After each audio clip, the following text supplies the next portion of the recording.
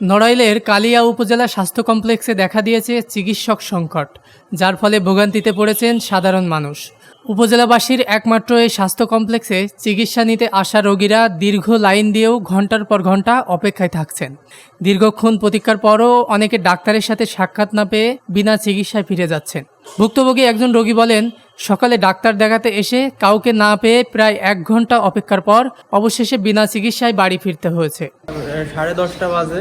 এখন এসে আমি আমার ওয়াইফকে নিয়ে আসছিলাম, এসে টিকিট কেটে দেখাইতে গেছি, গেলে দেখি দুটো রুমের একটা রুমেও ডাক্তার নেই। তাই আধা ঘন্টা অপেক্ষা করার পরে মাত্র মনে হয় 2 জন যেখানে থাকে সেখানে 1 জন আছে, আরেকটাই তো এখনো আসেনি। আসছেন কয়টার দিকে? 10টার আগে। 10টার দিকে এসে কি দেখছেন এখানে পরিবেশ কেমন পেয়েছেন? প্রচুর পরিমাণের ভিড়, সিরিয়াল দিয়েছে 10 নাম্বার, ডাক্তার নেই কোনো, আধা ঘন্টা পর লেট করে আসছে, এখন দেখতেছে। আধা ঘন্টা লেট করে মানে 10:30টার দিকে। হ্যাঁ। স্থানীয়রা অভিযোগ করে বলেন, বেশ কিছুদিন ধরেই এভাবেই চলছে স্বাস্থ্য কমপ্লেক্সটি। এমনকি একাধিক চিকিৎসক সময় মতো উপস্থিত থাকেন না।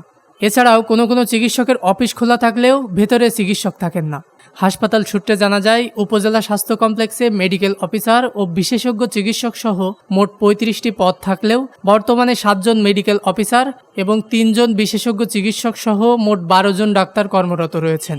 অর্ধেকের বেশি সংখ্যক পদ শূন্য থাকায় স্বাস্থ্যসেবা বিঘ্নিত হচ্ছে।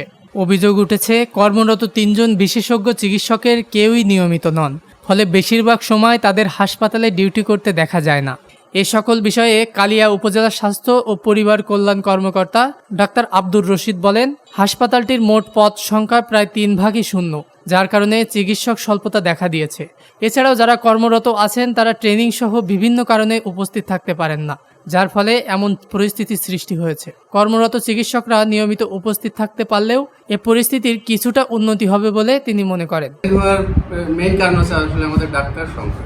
আমাদের এখানে যে মেডিকেল অফিসারের পোস্ট আছে তার হচ্ছে 4 ভাগের 1 ভাগ পূরণ আছে, বাকি 3 ভাগ নাই।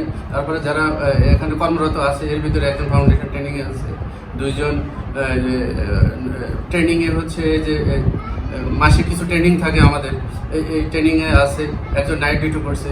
এই জন্য সব মিলাই আসলে আমাদের একটু ডাক্তার সংকট আছে অনেক। এর ওভারকাম করার একটাই আমাদের আছে যে আমাদের ডাক্তার দিতে হবে, বিশেষ করে মেডিকেল অফিসার। তারপরে আমাদের কিছু আল্ট্রাসাউন্ড করতে হয়, রেগুলার কিছু রোগী থাকে। তিনি আরও বলেন, চিকিৎসক সংকট সহ নানা কারণে কর্মরত চিকিৎসকদের অনুপস্থিতির বিষয়টি ঊর্ধ্বতন কর্তৃপক্ষকে জানানো হয়েছে, তবে এখনও তার কোনো সমাধান পাওয়া যায়নি। মোস্তফা কামাল, দৈনিক রানার।